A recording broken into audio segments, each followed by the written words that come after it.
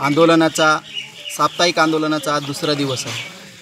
पहिलं आमचं निवळी खुर्द या गावामध्ये आंदोलनाची 15 तारखेला सुरुवात झाली। सकाळी 10:30 वाजल्यापासून आम्ही त्या ठिकाणी आंदोलनाची सुरुवात केली आणि आज आंदोलनाचा दुसरा दिवस आहे। काल प्रशासनातल्या काही अधिकाऱ्यांनी पत्रव्यवहार केलेत, परंतु त्या ठिकाणी पत्रव्यवहार करत असताना प्रशासनाने आम्हाला कुठली शाश्वती दिलेली नाही।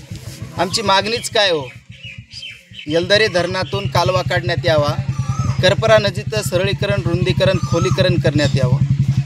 गेल्या वर्षी जे काही पाऊस पडला त्या पावसामध्ये जमिनी खरडून गेल्यात, अक्षरशः शेतकऱ्यांचं अतोनात नुकसान झालेलं आहे। शेतकऱ्यांच्या जे काही पिकाचं नुकसान झालं आहे, भरून न काढता येत नाही अशा प्रकारचं नुकसान झालेलं आहे। आज परिस्थिती अशी आहे की नदीचं पात्र शिल्लक राहिलेलं नाही। त्या ठिकाणी नदी आहे का वडा आहे असं काही लक्षातच येत नाही। तर शासनाने याच्यावर लक्ष दिलं पाहिजे, प्रशासनाने तोडगा काढला पाहिजे। आणि आज साप्ताहिक आंदोलन आहे, आज आंदोलनाचा दुसरा दिवस आहे।